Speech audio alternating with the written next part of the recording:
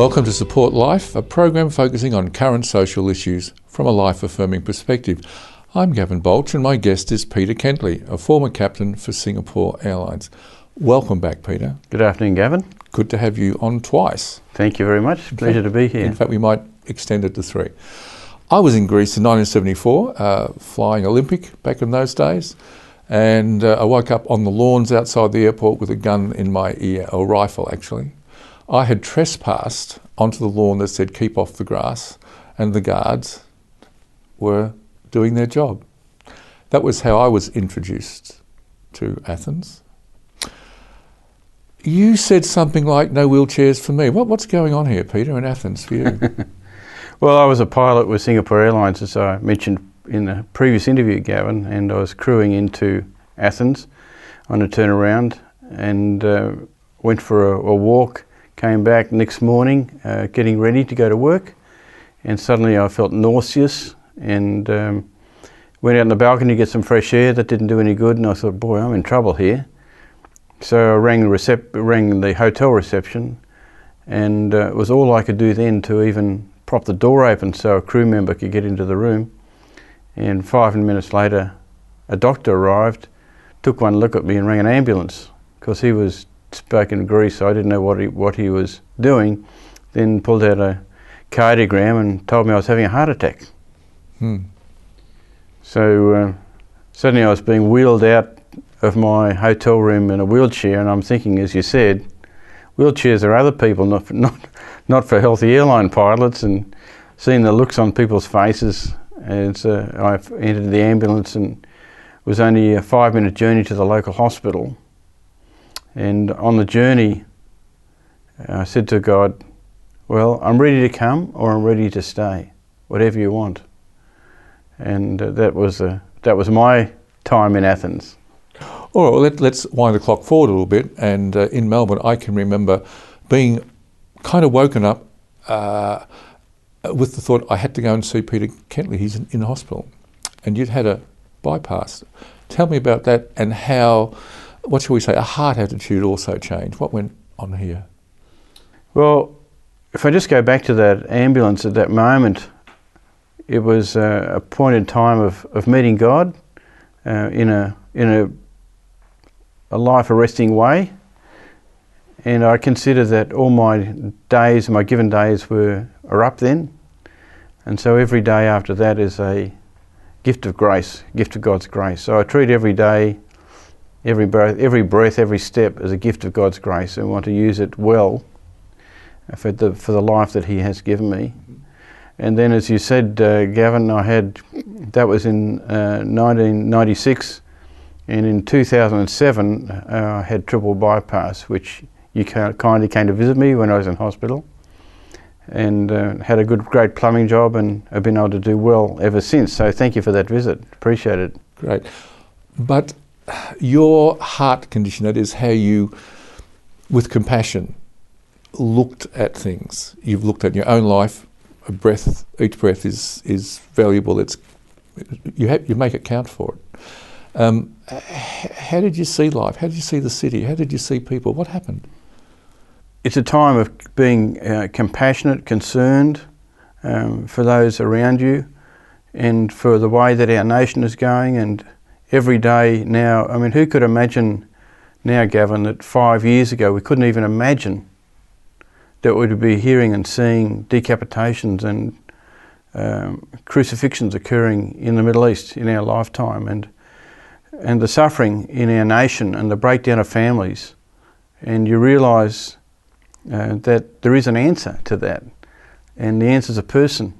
It's Jesus Christ. And I've been a Christian for over 40 years, and I'd have to say everything that He's done in my life has been fantastic, and you just long for other people to come into their place of freedom and release from all of the things that drive people into such difficult situations today. Peter, just bringing those of our viewers up to date, last time we talked, we touched on the fact that you'd been involved with an association of Christian pilots and staff. Tell us just a little bit about that, and then that led you into River of Life. So let's have a bit of a history right up to today. Well, when I was a young pilot, I was told that Christianity was a crutch for the weak. And in the 1980s, we built a fellowship of Christian Airlines personnel across the airlines, Australia, New Zealand, Pacific Islands. And after some 8 or 9 years, the management of the airline invited us in to discuss what we were doing with them. And they said, we believe what you're contributing to the staff is good for the staff, it's good for the airline, it's good for the morale. So how can we help you? And so that was a transformation of attitude within the airlines, that what we were doing in bringing Jesus Christ through our lives to our colleagues was really helpful to the airline. And then I had the opportunity to pursue that in Africa, in Mauritius and in England, until I finished up with flying in 2002. And then we formed Australian Marketplace Connections, and we did a lot of peer mentoring for Christian leaders in business. Mm-hmm. And you were looking at the crosshairs of this Marketplace Connection, which had 10 elements. What were those elements again? Business, government, health, justice, media, sport, welfare, not-for-profits, and so on. Yeah, so they're just practical ways to find out who are the Christian organisations that have a hope for Christ in those domains, and to bring the hope of Christ into people's everyday occupation when they're working in those domains. Yes. All right. Now, if you were to come right up to date, and we'll move into this more in the next segment, what are you doing today? Well, in 2013, I was invited to organise a conference across the churches of Melbourne to bring Dr. David Yonggi Cho from Korea, from the largest church in the world, to Melbourne. And then we realised after that a river of life is something that's progressive and moving, not just an event. So we ran prayer meetings and Christian organisation, bringing Christians together in the marketplace across the city. And then just recently we were asked to change the name in a vision from River of Life to Christian Federation. So we're in the process of growing that ministry to bring together kingdom partners, churches, individuals, Christian organisations who want to see Jesus glorified in our city and nation. Well, we're going to take a break on that note, Peter. You're watching Support Life, and we'll be back after the break.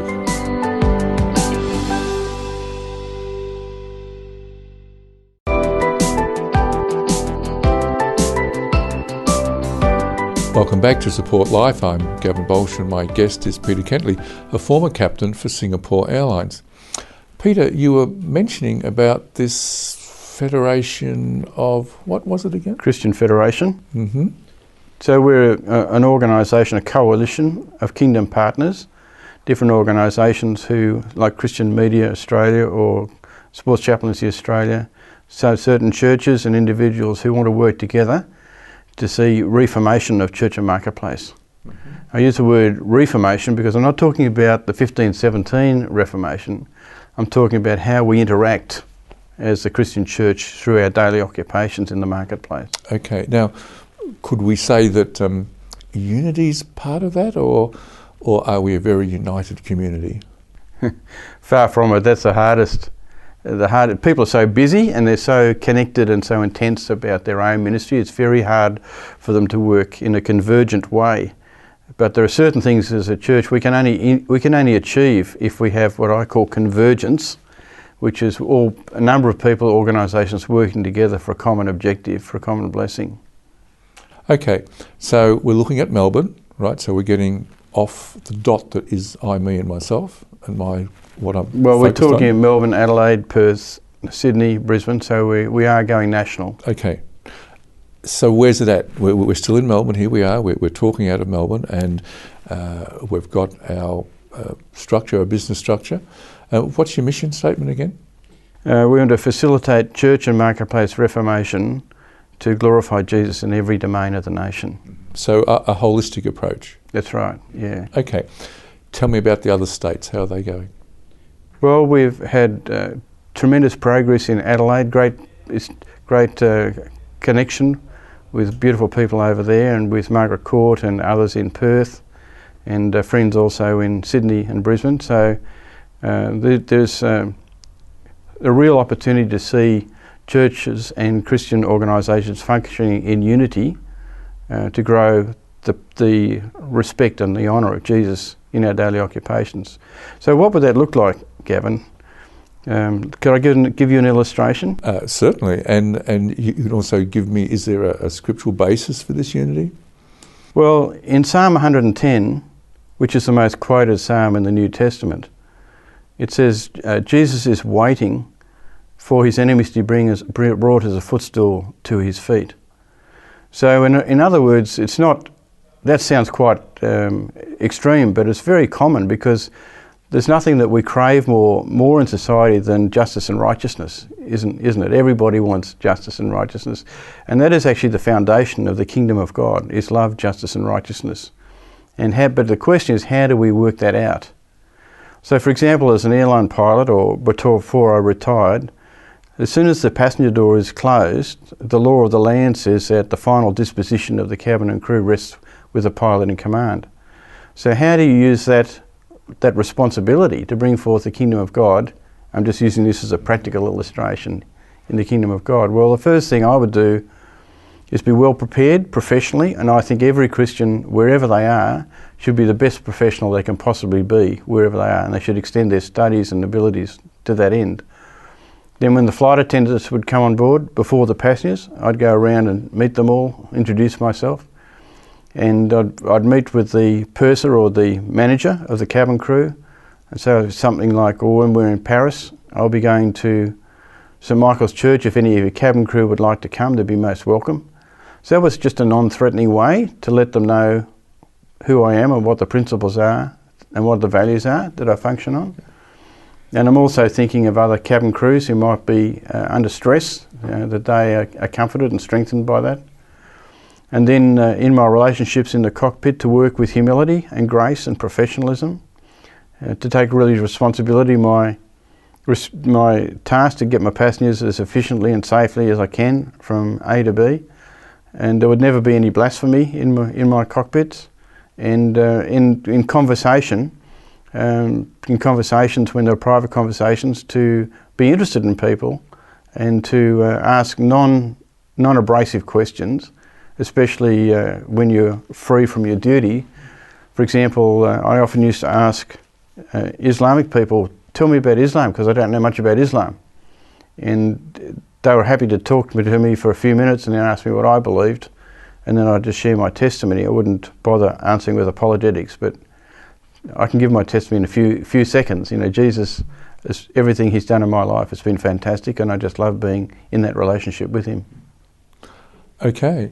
Now, you said to a pilot once, when there's spare time, what does the spare time look like? Like, you take your hands off the controls, what's happening to the aeroplane?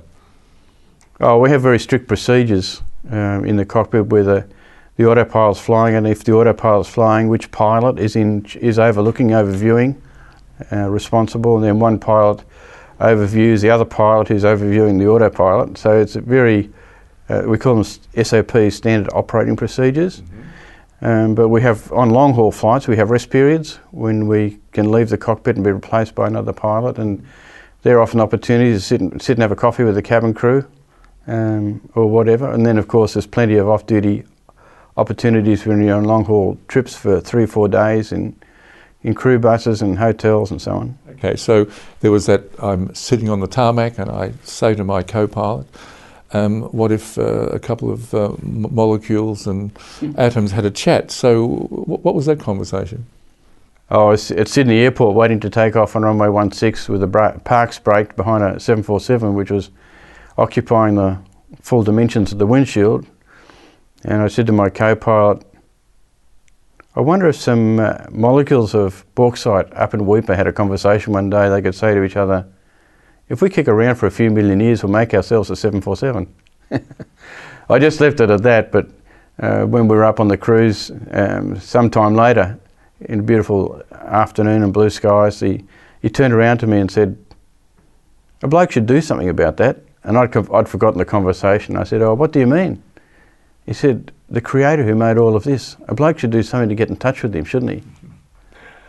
And so here we are, life in a cockpit of a large plane where ordinary conversations take place. Coming down to earth, we'll have a break soon and we'll go into more detail of where the Christian Federation's heading or been, and look forward to what you have to say. You're watching Support Life, and we'll be back after the break.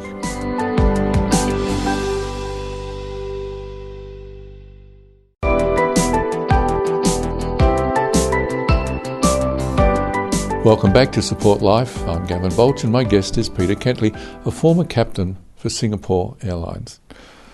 Peter, we were talking about what does the kingdom values of Jesus Christ look like in the marketplace, and you shared as an airline pilot.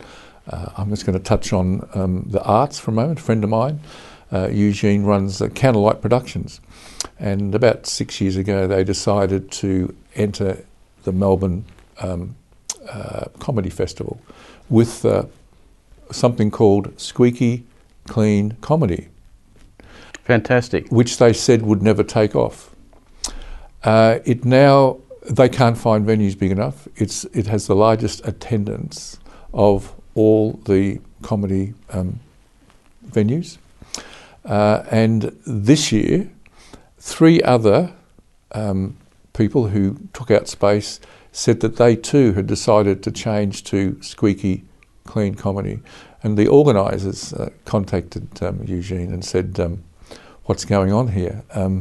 You've broke all the records, you've had awards, you're making such a difference that even 3 other comedians have decided to go squeaky clean. Isn't that fantastic? Yes. So what are some of the other areas? Well, for example, we're a coalition, so we try to do what we can to help people succeed in their particular sphere of influence. So, for example, in health, in Section 8 of the Victorian abortion law, doctors are prohibited from using their own conscience.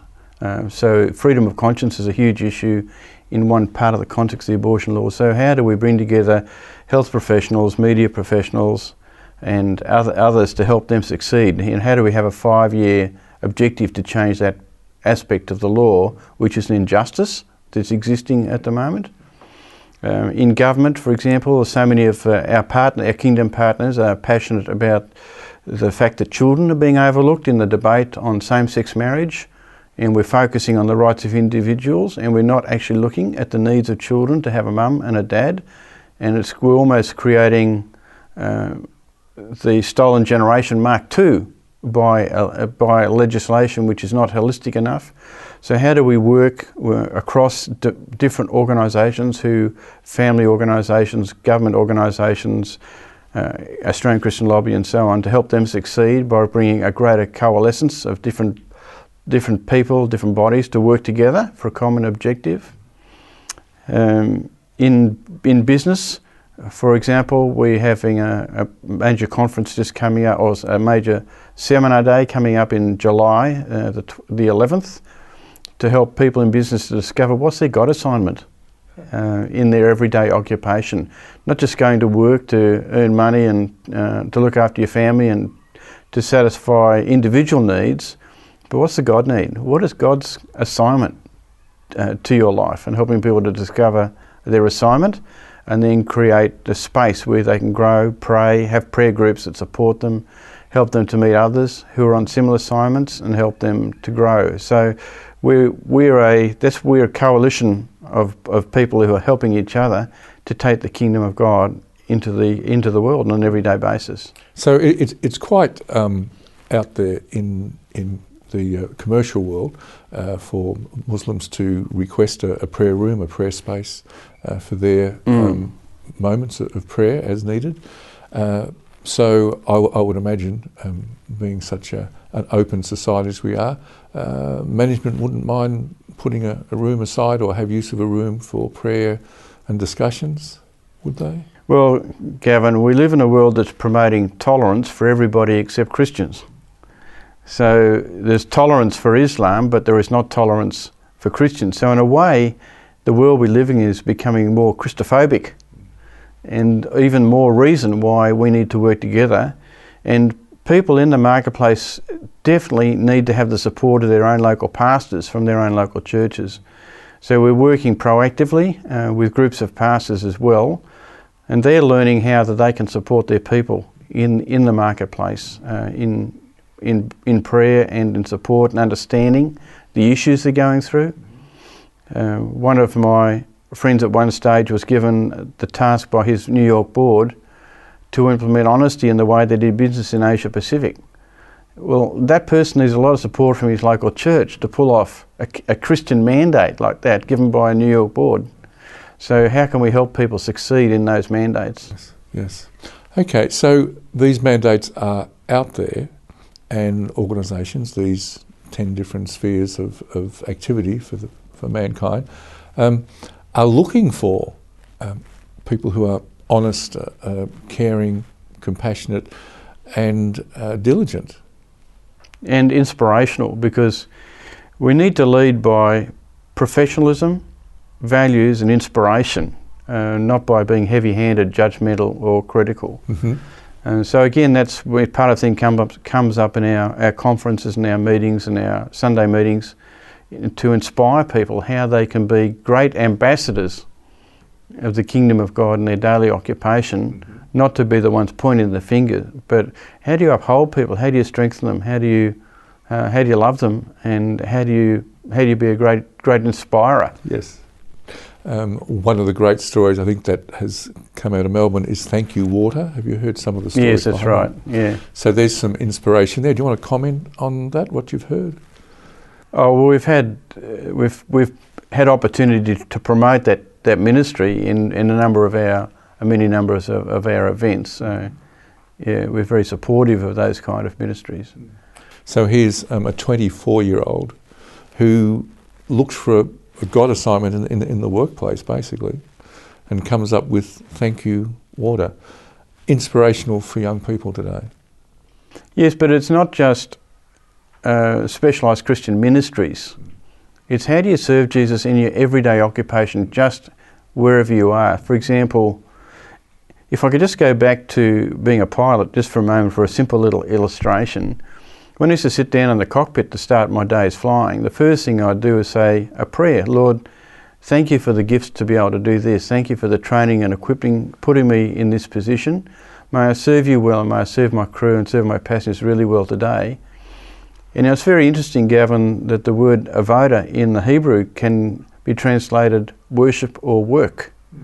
So actually when you bring prayer into your work, into your heart attitude, you've actually converted your work to worship. And so often people in the church only interpret worship in terms of music and song. And not to diminish that, but just taking a heart attitude of love and gratitude with you and giving thanks to God in all things, mm-hmm. and being his ambassador of justice and righteousness and peace and inspiring people to do well, that's being a great ambassador, isn't it? Yes, it is. And so we'll pick up on that point in our next interview. You've been watching Support Life, and that's all for our program today. But join us again with Peter next week. Goodbye.